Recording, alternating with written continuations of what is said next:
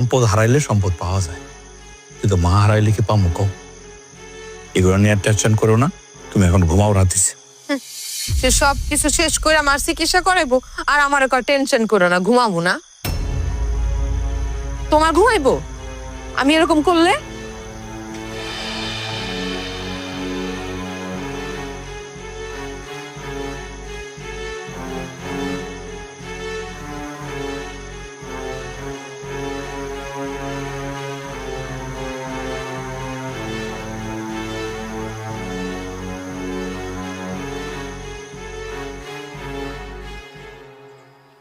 জামাই কি সিদ্ধান্ত নিল? তার তো একই কথা, সে তার সবকিছুর বিনিময় হইলো তার মায়ের চিকিৎসাই করা বেশি। এমনি তো দেখতেছি যে জামাই রাস্তার ফকির হয়ে যাইবো, তার তো কোনো ভবিষ্যৎ নাই, তার ভবিষ্যৎ অন্ধকার। আর তার ভবিষ্যৎ অন্ধকার হইলে তোর ভবিষ্যৎ কি উজ্জ্বল হইব? তোর ভবিষ্যৎ তো অন্ধকার। সে যদি রাস্তার ফকির হয়, তুই কি রানী হবি? না, এইভাবে আমার চোখের সামনে আমার মায়ের ভবিষ্যৎ নষ্ট হয়ে যাইবো, সেটা তো আমি সহ্য করবো না। কিছু একটা করা লাগবে। আমি কি করবো আব্বা? সে তো আমার কোনো কথাই শোনে না। সোজা আঙ্গুলে যাতে ঘি না ওঠে, আঙ্গুল বাঁকা করা লাগবো। তুই তারে কবি, তোর সাথে সংসার করতে হইলে তোর সব কথা শোনা লাগবে। তোর কথা যদি সে না শোনে, তাহলে তারে জানাই দিবি তুই সংসার করবি না। তখন দেখবি যে ঠিকই হুঁশ ফিরবো, তখন আমাকে কথা ঠিকই চিন্তা করবো। তুমি ঠিকই বলছো আব্বা, এটাই করতে হবে।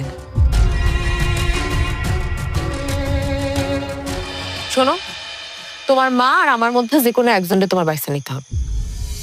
তোমার কথা ঠিক আমি বুঝলাম না। না বোঝার তো কিছু নাই, আমি তোমারে বারবার করে কইছি যে তোমার মার পিছনে সমস্ত সয় সম্পত্তি টাকা পয়সা তুমি নষ্ট করতে পারবা না। তুমি তোমার মার আর আমার মধ্যে যদি আমার বাইসা নাও, তাহলে তোমার আমার কথা শুনতে হবে। আমার কথা মতো তোমার মার পিছনে তুমি সমস্ত টাকা পয়সা নষ্ট করতে পারবা না। আর যদি তুমি তোমার মায়ের বাইসা নাও, তাহলে তোমার মার চিকিৎসা করাইতে পারবা, আমার কোনো সমস্যা নেই। আমি তখন আমার বাপের বাড়ি চলে যাবো তোমার সাইরা, কারণ আমার তো একটা ভবিষ্যৎ আছে। রূপা দেখো, আমি যখন ছোট ছিলাম তখন আমার বাপ মারা গেছে। আমার মা আমার অনেক কষ্ট করে বড় করছে।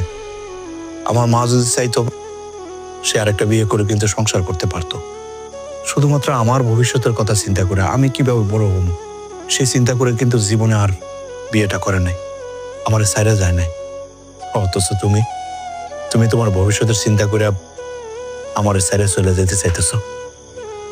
দেখছো এই জায়গায় তোমার আর মায়ের পার্থক্যটা কি?